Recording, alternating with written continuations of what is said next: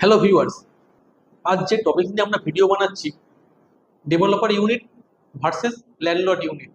আমাদের একটা real experience থেকে এই টপিকটা আজ আমরা বোঝাবো যে ফ্ল্যাট কেনার সময় আপনাদের কি ধরনের সতর্কতা অবলম্বন দরকার এবং কি কি বিষয় আপনাদের জানা দরকার। আসুন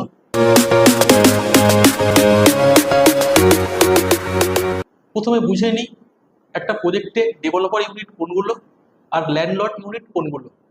যে কোনো রেসিডেন্সিয়াল প্রজেক্ট সেটা যদি জয়েন্ট ভেঞ্চারের মাধ্যমে তৈরি করা হয়, অর্থাৎ একজনের জমি অন্য কোনো ডেভেলপার হাউস সেটা পাওয়ার নিয়ে ফ্ল্যাটগুলো বানাচ্ছে, তো সেখানে দু ধরনের ফ্ল্যাট থাকে। একটা হচ্ছে ডেভেলপারের ভাগের ফ্ল্যাট, যেটাকে আমরা ডেভেলপার ইউনিট বলি, আর একটা যেটা যারা জমির মালিক তারা যে ফ্ল্যাটগুলো পাবে সেটাকে বলছে ল্যান্ডলর্ড ইউনিট। তো আপনারা যারা ফ্ল্যাট কিনতে যান, অনেকেই ল্যান্ডলর্ড ইউনিটে ফ্ল্যাট কিনতে যান বা ডেভেলপার ইউনিটের ফ্ল্যাট কিনতে যান, যেটাই কিনুন না কেন। তো এখানে মেন প্রবলেমের বিষয়টা হলো একটা ডেভেলপার ইউনিটের প্রাইস কিন্তু ফিক্সড থাকে এবং তার অ্যামিনিটিস চার্জেস, জিএসটি বলুন, সবকিছুই কিন্তু আপনি জেনে বুঝে নিতে পারছেন। কিন্তু কিছু কিছু জিনিস ল্যান্ডলর্ড ইউনিটের ক্ষেত্রে আলাদা হয়ে থাকে, সেইগুলো নিয়েই আজকে বলবো। প্রথমে আগে বলে দিই, আমরা যে সমস্যাটার সম্মুখীন হয়েছিলাম, যে সমস্যাটা আমরা ফেস করেছিলাম একটি ক্লায়েন্টের ফ্ল্যাট বেচতে গিয়ে, সেটি ছিল ল্যান্ডলর্ড ইউনিটের।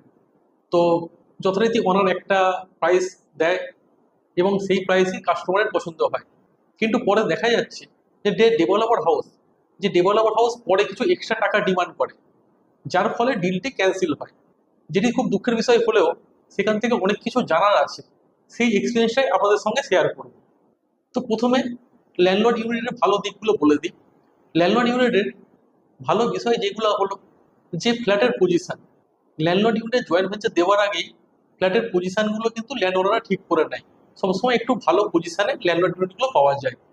দ্বিতীয় হচ্ছে ফিনিশিংটাও কিন্তু ল্যান্ডলর্ড ইউনিটে একটু ভালো হয় বাকি ফ্ল্যাটগুলোর তুলনায়, যেহেতু ওনারা জমির মালিক, ওনারা দেখে যাচাই করে ওনারকে দিয়ে করিয়ে সেটা খুব ভালোভাবে নিতে পারে। এবার আসি সমস্যাটা কোথায়। সাপোজ ধরুন যে ল্যান্ডলর্ড ইউনিট, যে জমির মালিক, তার যে ফ্ল্যাট, সে ফ্ল্যাটের জন্য কোনো অ্যামিনিটিস চার্জ দিতে চায় না, বা আগে সেটার জন্য কোনো ন্যায্যভাবে বা আগে সেটার জন্য কোনো লিখিত কথাবার্তা হয়নি যে ল্যান্ডলর্ড সে ডেভেলপারকে অ্যামিনিটিস চার্জেসটা বেয়ার করবে কি করবে না। অ্যামিনিটি চার্জেস বলতে পারেন বা ইডিসি চার্জেস বলতে পারেন বা এক্সট্রা চার্জেস বলতে পারেন। তো অনেক ক্ষেত্রেই ল্যান্ডলর্ড দেয় না এবং তাদের মধ্যে কি লেখাপড়া হয়েছে জানার বিষয় সেটাই। যদি কোনো ফ্ল্যাট বায়ার সে ফ্ল্যাট কিনতে গেল ল্যান্ডলর্ড ইউনিটের কাছ থেকে, ল্যান্ডলর্ডের কাছ থেকে ফ্ল্যাট কিনতে গেল, সে দাম দর ঠিক করবে ল্যান্ডলর্ডের কাছ থেকে, অর্থাৎ যে জমির মালিক ছিল তার থেকে দাম দর করলো, একটা দাম দর হলো, একটা প্রাইসও ফিক্সড হলো। কিন্তু তিনার সঙ্গে ডেভেলপারের কি লিখিত হয়ে আছে সেটা জানা দরকার। কি জানা দরকার?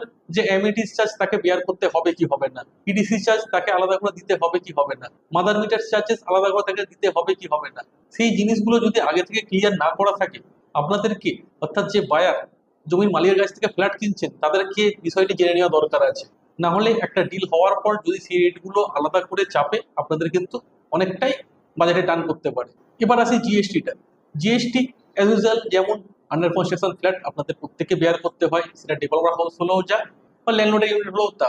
কিন্তু যদি ফ্ল্যাট রেডি টু মুভ হয়ে থাকে বা ফ্ল্যাটের সিসি সার্টিফিকেট বেরিয়ে থাকে, তাহলে কিন্তু জিএসটি বেয়ার করতে হয় না। আবার এখানে আরেকটা জিনিস দেখা যাচ্ছে যেটা মূলত আমরা ফেস করেছিলাম, যে কিছু জিএসটি বেয়ার করতে হতো ল্যান্ডলর্ডকে, যেহেতু তিনি একটা ইনকাম করছেন সেটা বেচে, তিনি আগে জানতেন না।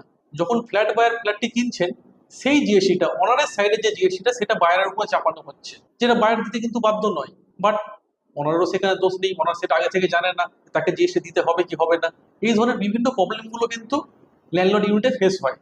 এবার আসি কি কি লিগাল ডকুমেন্টস আপনাদেরকে চেক করে নেওয়া দরকার। যদি আপনারা কোনো ল্যান্ড ওনারের কাছ থেকে ফ্ল্যাট নিতে চান, তাহলে যে বিষয়গুলো আপনাদের জেনে নিতে হবে, যে পাওয়ার অফ অ্যাটর্নির যে বিষয়টি, যে কিভাবে তাদের সঙ্গে ডিল হয়েছিল ডেভেলপারের, সেটা আপনাদের ক্লিয়ার করে নিতে হবে। এবং পজিশন লেটার তার হাতে আছে কিনা, কোন কোন ফ্ল্যাটগুলো তার নামে অ্যালট হয়েছিল সেটাও জেনে বুঝে নিতে হবে। এবং লাস্ট আছে যেটা সবচেয়ে ইম্পর্টেন্ট ব্যাপার, কনফার্মিং পার্টি, অর্থাৎ ল্যান্ড ওনার কি নিজে থেকে ফ্ল্যাটটা বিক্রি করতে পারে, বা রেজিস্ট্রেশনের সময় ডেভেলপারকে মাস্ট লাগবেই। গল্পটা হয়ে যায় সেখানেই, যে কোনো ডেভেলপার হাউস রেজিস্ট্রেশনের জন্য আলাদা করে এক্সট্রা ডিমান্ড করে ফেলে টাকা, যেটা কিন্তু বায়ার এবং ল্যান্ডলর্ড দুজনের ক্ষেত্রেই প্রবলেমের তৈরি হয়। তখন এই সামান্য টাকার জন্য টানাপোড়েন শুরু হয়ে যায়। সেই জন্য প্রথমেই জেনে নিতে হবে যে ডেভেলপমেন্ট এগ্রিমেন্টটা কিভাবে হয়েছে, তাতে সেই পয়েন্টগুলো অ্যাড করা আছে কিনা।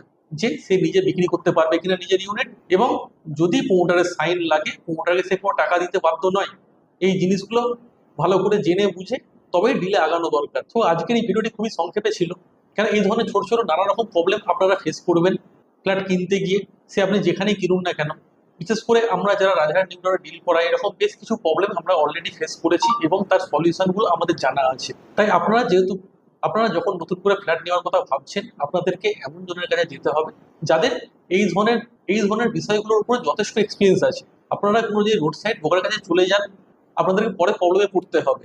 তাই প্রবলেমগুলো আগে জেনে নিয়ে আগানোটাই দরকার। তো এইরকম ছোট ছোট আরো বিভিন্ন রকম প্রবলেম নিয়ে আমরা একটার পর একটা ছোট ছোট ভিডিও আনতে থাকবো। আপনারা আমাদের পাশে থাকুন, সঙ্গে থাকুন, এবং আরো রিয়েল এস্টেটের ভিডিও পেতে, সঠিক ইনফরমেশন পেতে, বা রাজারহাট নিউ টাউনে ফ্ল্যাট কেনার জন্য যে কোনো রকম সহায়তার জন্য আমাদের সঙ্গে অবশ্যই যোগাযোগ করুন নিচে দেওয়া নাম্বারে। ধন্যবাদ।